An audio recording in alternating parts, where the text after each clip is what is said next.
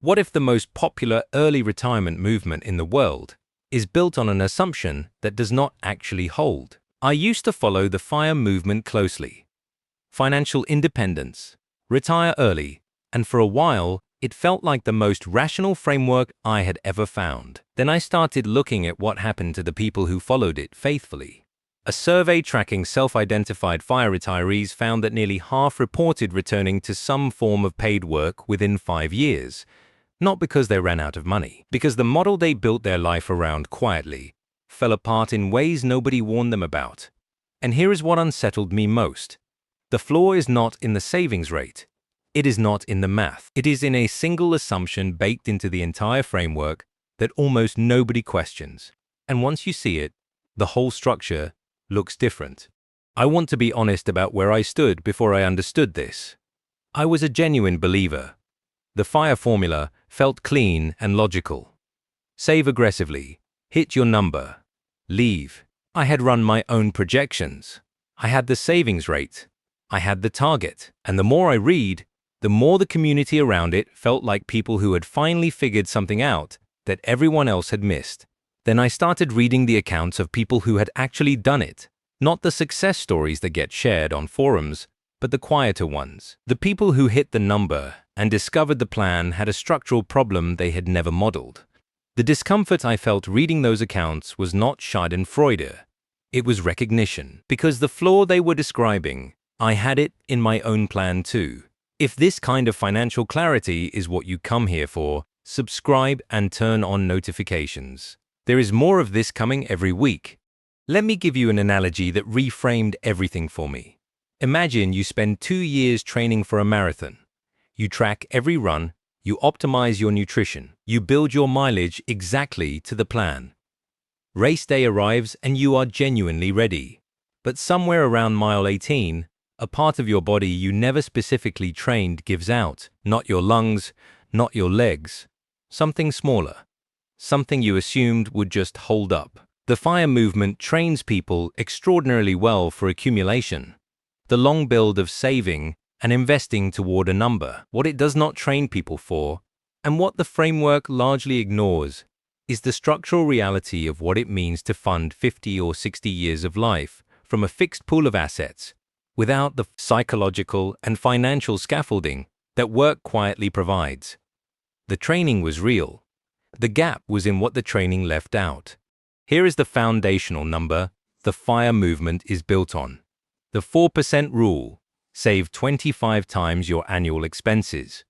Withdraw 4% each year. Historically, across most 30-year windows, this approach has held up reasonably well. The research behind it examined decades of market data to find a withdrawal rate that portfolios could historically sustain. And for someone retiring at 65, 30 years is a reasonable planning horizon. But here is what I want you to notice. FIRE followers are not retiring at 65. They are retiring at 35 or 40 or 45. That changes the horizon from 30 years to 50 or 60. And at that extended horizon, the historically safer withdrawal rate drops closer to 3.3%, raising the required savings target from 25 times expenses to closer to 30 times. That single adjustment is the first gap most FIRE plans never account for. But the deeper problem is not the number. It is something else entirely. The first mechanism that quietly breaks FIRE plans is one I had to sit with for a while before I fully accepted it. It is called lifestyle inflation, but that description undersells how it actually works in practice. Imagine your spending at 28 looks lean and controlled. $40,000 per year. You build your FIRE number around that. You retire at 34. And then you are 42, a partner, maybe children, different health needs, a city you love that got more expensive, parents who need support.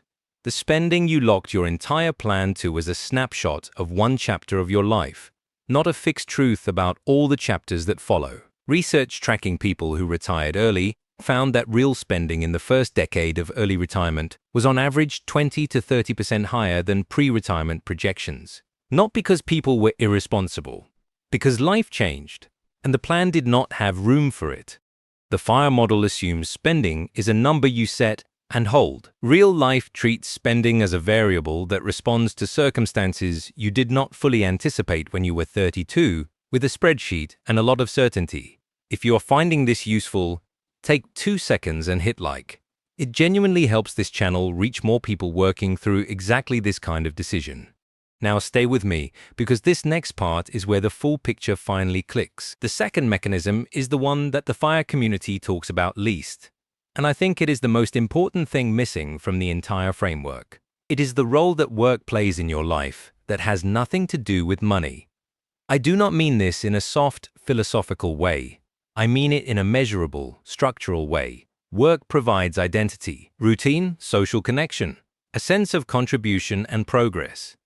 These are not luxuries. Research following people who left full-time work before 50 found significantly elevated rates of anxiety, depression, and what one group of researchers described as a loss of self-narrative, which is a clinical way of saying people stopped knowing who they were. The FIRE movement treats work as the problem and retirement as the solution. But for most people who have spent their adult lives defined by what they do, the abrupt removal of that structure does not feel like freedom. It feels like falling. The simpler path, the one that actually works for the majority of people I have read about and spoken to, is not to eliminate work. It is to reach a level of financial independence where you can choose the work, different thing entirely. When money is no longer the reason you show up, the whole relationship with work changes. That is the version of financial independence that holds up. That is what the FIRE framework, in its pure form, consistently misses. Now, let me show you what the real numbers look like when we account for all of this honestly.